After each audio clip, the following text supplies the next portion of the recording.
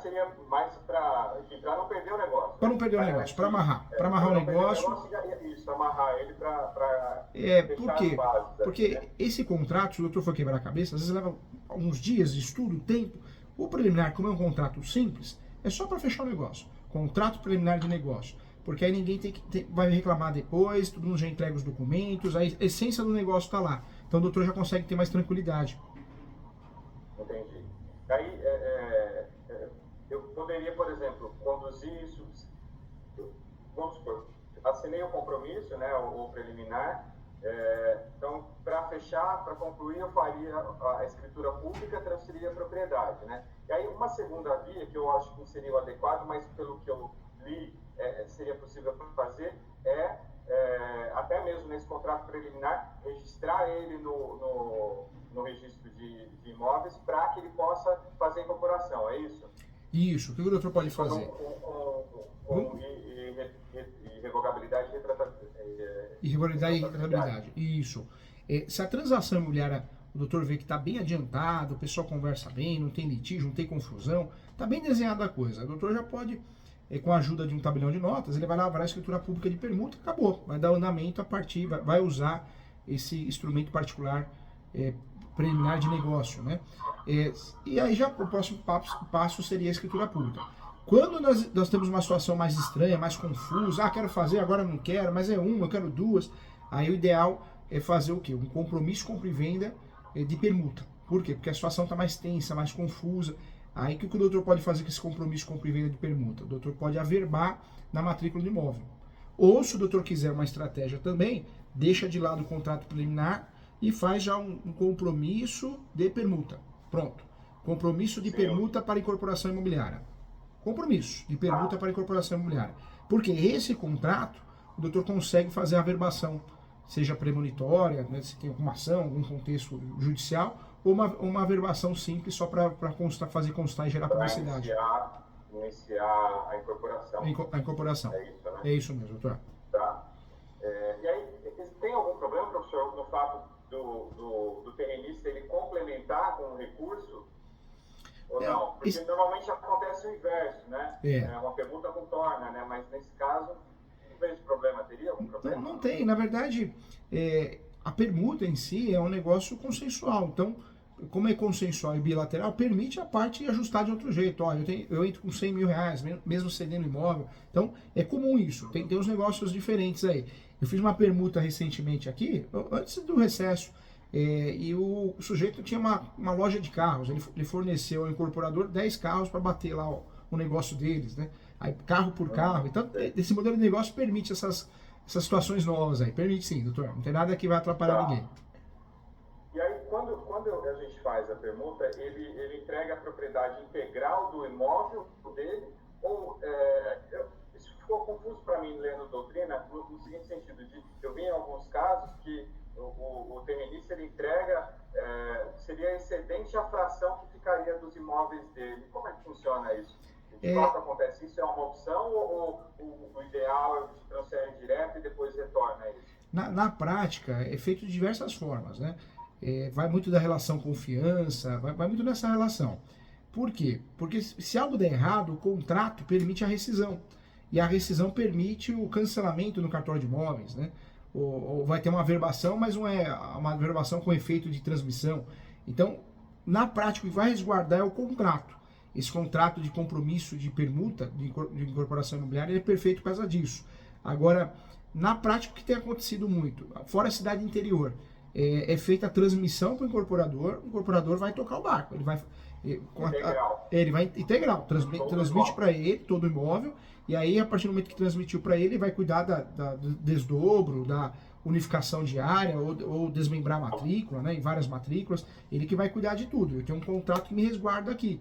Esse contrato, em regra, está averbado na matrícula, entendeu, doutor? Sim. Tem gente que exige, né? Eu queria uma fração ideal, mas isso, na verdade, não, isso não acaba tirando essa pessoa de um grau de risco. Não ajuda em nada, entendeu, doutor? Não muda nada, né? Agora, pensando pelo lado do terrenista, que garantia ele poderia exigir no contrato ou na própria escritura pública em relação a que ele receberia seria, né? Ou se de alguma forma dele obter esse imóvel de volta, ou se não vai receber o imóvel. Porque, querendo ou não, ele vai transferir o domínio para o meu cliente. Existe algum meio deles? Não seria o meu interesse aqui, mas vamos supor que ele peça alguma garantia para fazer essa transação, para entregar o domínio. Que garantia seria essa? Hoje, muita gente tem feito isso. A garantia, de fato, pode ser um seguro. Tem gente que faz isso, contrata um seguro. Tem seguradora que fornece serviço. Então, muita gente tem feito isso. Seguro mesmo, uma pólice seguro, é uma garantia. E a outra garantia é fazer um contrato bem amarrado, porque você consegue a nulidade ou a rescisão, né? Acho que a maior garantia é o próprio contrato, né?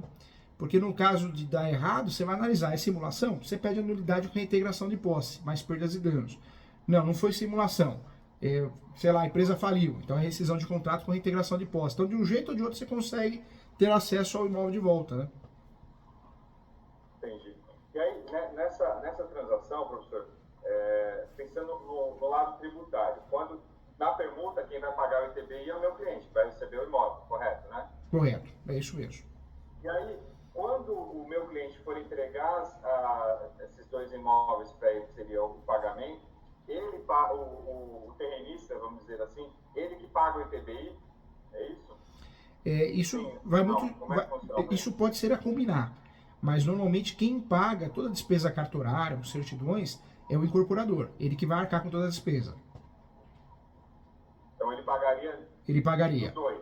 Ele pagaria dos dois. Tá. Normalmente é feita essa proposta até para que ele, quem está fornecendo, cedendo, não tenha gasto, né? Sim. E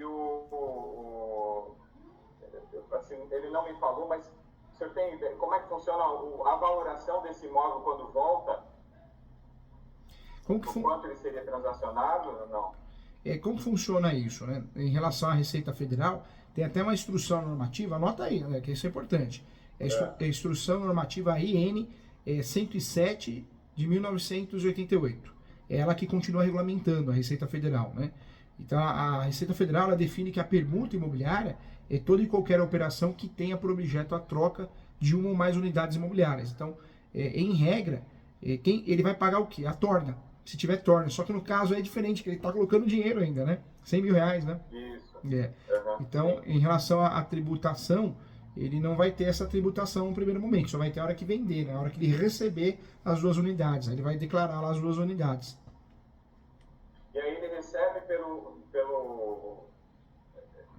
seria o equivalente ao que ele entregou? Ou tem que ser o valor de mercado do imóvel, o senhor sabe?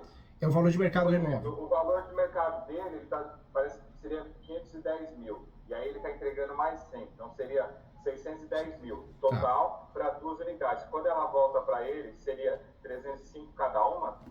É isso? É isso mesmo. É isso mesmo. O valor de mercado desses imóveis que ele vai receber?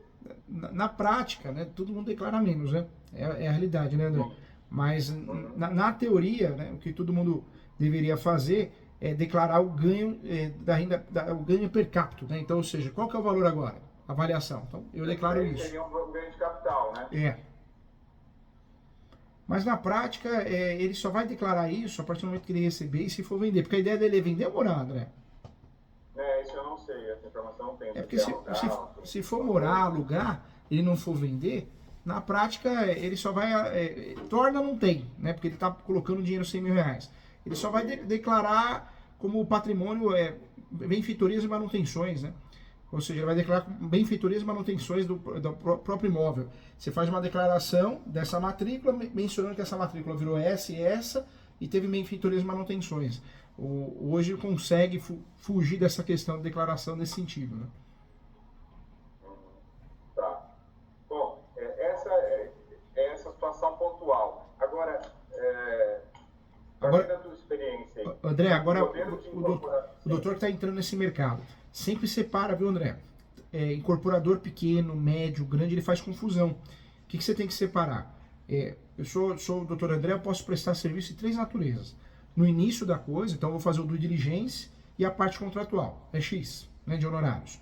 Agora, quer que eu continue fazendo um serviço de incorporação, desmembrar as matrículas, criar as matrículas, já é outro serviço. O próprio serviço de incorporação e registrar a incorporação. E o doutor pode ser contratado com pós-atendimento, né? Então, separa, no contrato de honorários que o doutor for fazer, deixar claro que normalmente a incorporação imobiliária existem 3 fases, o doutor fará o serviço da primeira fase, entendeu, doutor? Sim, essa seria a minha próxima pergunta. Então, nessa demanda aqui, a gente já entendeu, seria um compromisso ou direto à escritura, a princípio faria o compromisso para travar o negócio e depois eles formalizam isso através da escritura. Agora, o que seria o padrão de um modelo ideal assim, de incorporação com a entrada de imóvel em permuta? O que seria a sequência de atos, professor, nesse sentido? Seria isso que o senhor acabou de dizer? Ou existe um modelo ideal para fugir de tributação ou algo do tipo? Na verdade, não tem muito o que fugir. A incorporação imobiliária, quando a gente é contratado como advogado, a gente tem que deixar claro para o cliente que são 3 situações que a gente pode ajudar. A primeira é a parte contratual, do diligência, né, que é a pesquisa de certidões, que é a permuta em si, né? A gente para aí nosso serviço. Porque se a gente não deixar claro isso, muitas vezes o incorporador ou aquele que está cedendo, ele acha que nós vamos acompanhar até a incorporação, e ali é outro serviço. Quando nós somos contratados para fazer o segundo serviço, aí o que nós vamos fazer?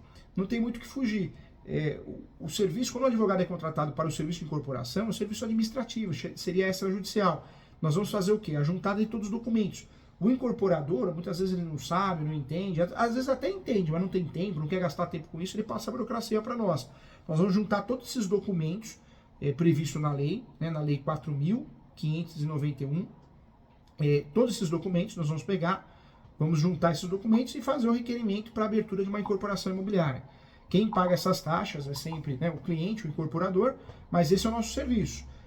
Normalmente já é registrado no primeiro momento, alguns cartórios são mais conservadores, vão pedir nota devolutiva, porque é uma prenotação, e nós vamos completar com alguns documentos novos, né?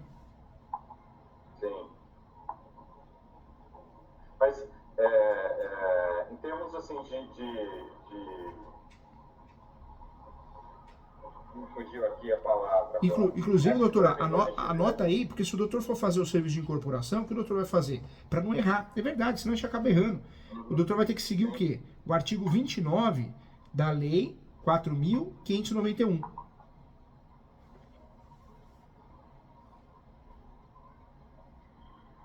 Então nós vamos seguir toda essa documentação.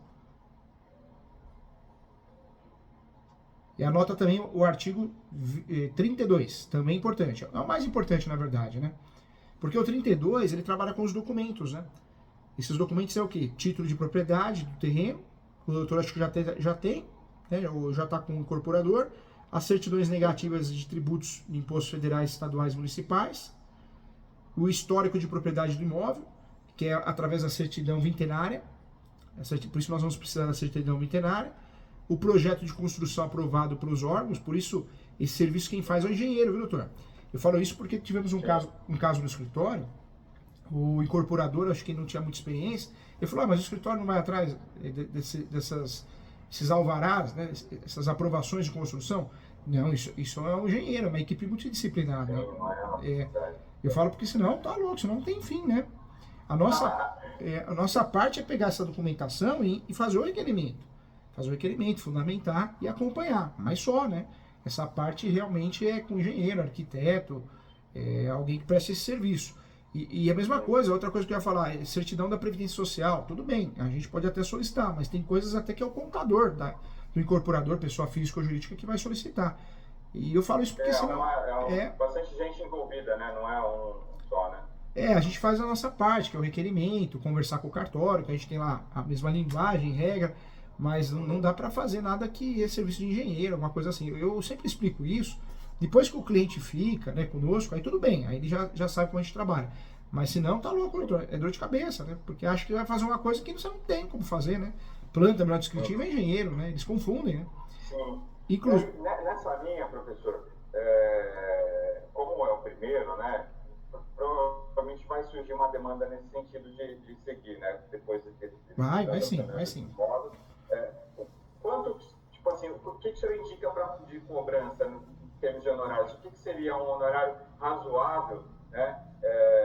seja nesse primeiro passo aqui eu trataria isso como um contrato, né? Uma elaboração do contrato seria primeiro a análise documental e formalização do negócio, né? Isso seria um contrato aí trataria similar a um contrato de compra e venda. Acho que é isso, né? Normalmente, o contrato de uma permuta, como é um contrato complexo, é cobrado de 5 até 20% do valor do negócio.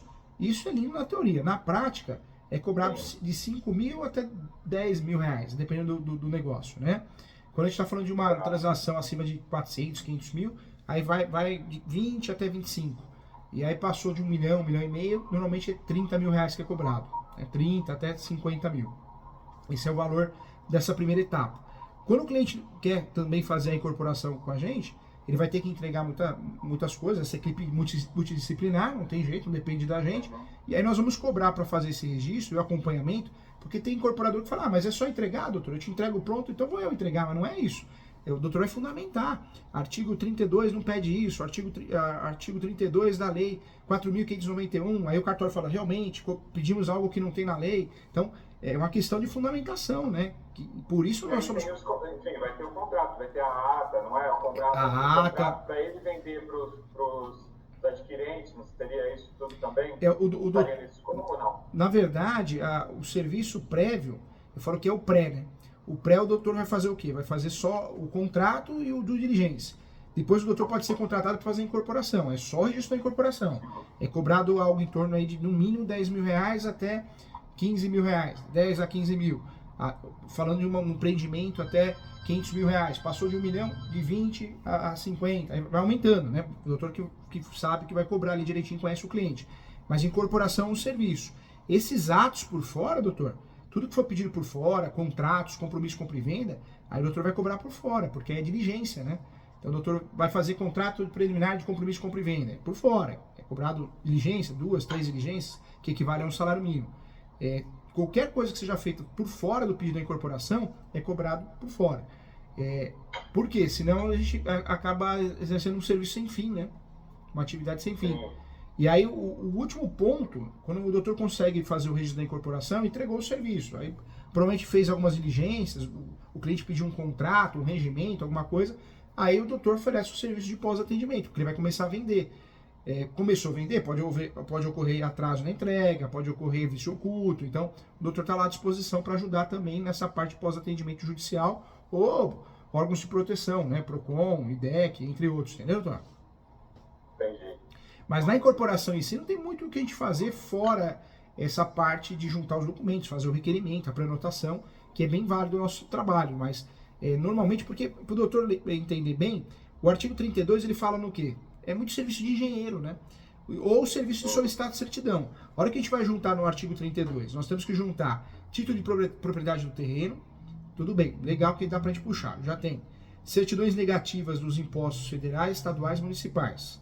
Histórico de propriedade do imóvel abrangendo os últimos 20 anos, certidão vintenária, com a gente também. Projeção de construção aprovado pelos órgãos adequados, aí já é engenheiro, arquiteto, né, que presta serviço. Cálculo das unidades, das áreas das unidades, isso aí já é engenheiro, porque é a planta que ele vai fazer o numeral descritivo. Certidão negativa de débitos com a Previdência Social, tudo bem, isso aí a gente consegue solicitar. Memorial descritivo das características da obra, engenheiro. Avaliação do custo global do empreendimento, isso é engenheiro que faz também. Ele faz uma avaliação prévia, ou aquele construtor, incorporador já é engenheiro, ele mesmo faz, né? Mas também não é a gente que consegue fazer isso. A descrição das frações ideais de terreno com unidade autônoma, engenheiro também.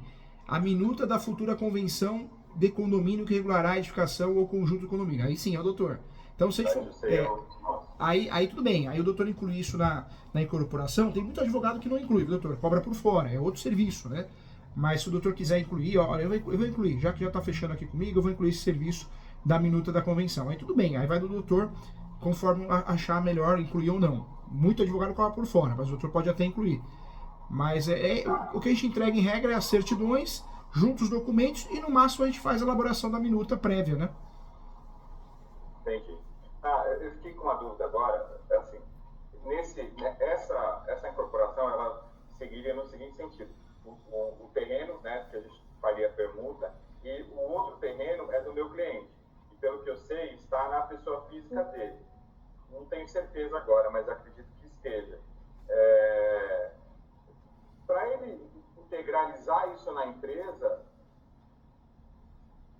ele vai pagar ITBI, não vai? Vai, Por conta da atividade. vai. Né? Existe um outro meio dele se livrar desse custo? Na verdade, doutor, não tem muito o que fazer para fugir disso, né?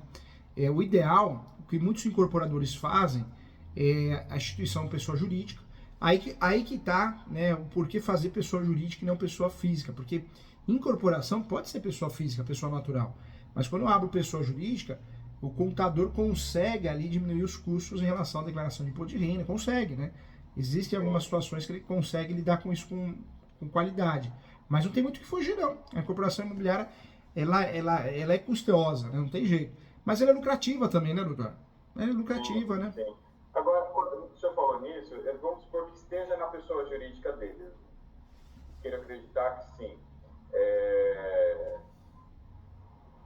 A ideia dele, que ele trouxe para mim, seria abrir uma SPE, uma sociedade de propósito específico, para esse fim. Se ele for abrir a SPE, e vamos supor que se o imóvel hoje está na pessoa jurídica dele, que ele atua, se ele for abrir uma SPE, aí teria tributação que ele transferir esse imóvel para lá. Mas se ele continuar com esse imóvel e não abrir a SPE, ele fugiria dessa tributação. Correto ou não? Correto. Isso é que nem locação, né? Porque a orientação na locação é aumentar os locadores. Porque eu consigo com isso diminuir o que é de fato declarado, né? E aí entraria a mesma regra. É verdade, o doutor falou é verdade. Vamos ver como é que ele está. Agora, doutor, deixa bem claro, né? O que eu costumo fazer, eu faço uma tabelinha dizendo os serviços que eu presto na incorporação, dentro do contrato de honorários. E aí eu coloco um xizinho, né? Então o doutor foi contratado para fazer contrato e a parte, um exemplo, a parte do diligência. Legal, né? Coloco o xizinho, mas aí tem as outras partes. Por quê? Porque o incorporador já sabe, em regra ele já sabe, ele está acostumado com isso, né? Mas ele tem que entender que são 3 fases e 3 serviços diferentes. E aí dentro desse serviço, dessas 3 fases, pode ser cobrado essas diligências. Você sabe por que muito...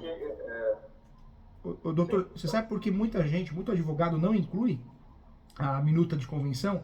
Porque uma convenção hoje é cobrado pelo menos 5 até 10 salários mínimos. Entendeu, doutor?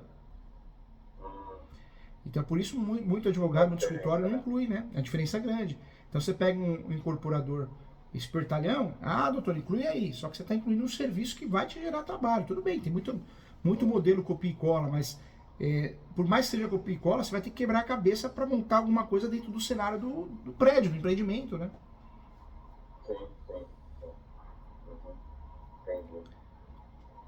Agora lá é prédio ou é sobrados, doutor? Casas, cai a convenção. Não, vai ser casa. Um condomínio horizontal, né? São casas pequenas, seriam 10 casas.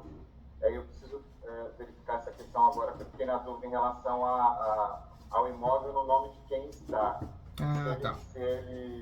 Porque ele tem o meu cliente e alguns parceiros que vão aportar valores ali para depois vender isso. Por isso ele falou de SPE, criar uma empresa específica para isso. Agora precisa mensurar o custo dessa transferência desse imóvel dele. Né? Aí, doutor, o ideal é fazer o levantamento direto no cartório. Pegar o cartório de imóveis competente e faz o levantamento direto lá. Por quê? Porque aí não erra valor. Como a tabela muda sempre, né? A gente tem atualização, então pelo menos não erra o valor. Agora, nesses casos, casos de condomínios, de até 10 sobrados, né? Então foge do prédio mesmo, prédio, aí daria para incluir a convenção, doutor, porque é uma convenção bem simples, é só para aprovar a incorporação, né? É bem diferente, viu? Se precisar, te mando até modelo, se precisar, tá? Tá. Quando a gente se depara numa situação dessa, assim, que o cara não tem recursos para fazer todo o projeto, e aí ele está trazendo parceiros, né, investidores, que no caso aqui seriam mais 3 pessoas que entrariam com uma parte em dinheiro. Qual seria o caminho que ele indicou aqui de abrir uma empresa específica para isso? Ou ele toca na empresa dele e faz um contrato de, sei lá, uma sociedade de conta de participação? o senhor enxerga que seria o melhor? Como ele trabalha com várias pessoas investindo, investidores, eu acho que o ideal, por segurança de todos, é uma sociedade com cota de participação, hein? Seria o melhor dos mundos, hein? Porque gera mais segurança para todo mundo, né? Sim, sim. Enfim, tá público, né? Gera muito mais segurança. Consegue trabalhar com mais tranquilidade, né? Uhum. Aí é uma questão de custo, né? Para ele verificar essa questão de abre a empresa, transfere os imóveis para lá. Agora, na prática, doutor, o que acontece muito, eu vejo, incorporador que faz muitos sobrados, né? Faz uma coisa menor, fugindo de prédio. Faz o contrato de participação, cessão de direitos de participação. Aí é um contrato particular. Ele não é tão seguro, mas pelo menos esse contrato a parte consegue executar, né? E a parte acaba investindo com esse contrato mesmo. Não é o ideal, sim, mas é uma saída para fugir da burocracia se quiser. É aquele sociedade em conta de participação, né? Que seria um sócio oculto, né? O sócio oculto, Aí pede para reconhecer firma, 2 testemunhas, pelo menos um justo título de boa-fé, né? Para efeitos de jus capião e um título executivo extrajudicial para efeitos de execução, né? Tá. Professor, é isso. Eu acho que vou conversar com ele para ver essas questões. Conversa, doutor André. Se surgir alguma dúvida, manda pelo WhatsApp. E se precisar de algum modelo, alguma coisa, você me fala, eu te ajudo, tá? Eu sei que você é estudioso. Tá, para você eu libero sim, porque eu sei que você é raçudo. Legal, bacana. Legal. E parabéns, André. Dessa aí vai surgir muitas, viu? Você vai ver. Divulga seu trabalho que tem poucos profissionais nessa área, viu? É um nicho interessante do direito imobiliário e pouca gente fala, viu? Vamos lá. Professor, obrigado, tá? Pelo apoio. Eu que agradeço, André. Qualquer coisa eu tô aqui, viu? Com muito carinho. Legal. Tchau, André. Fica com Deus. Tchau, tchau.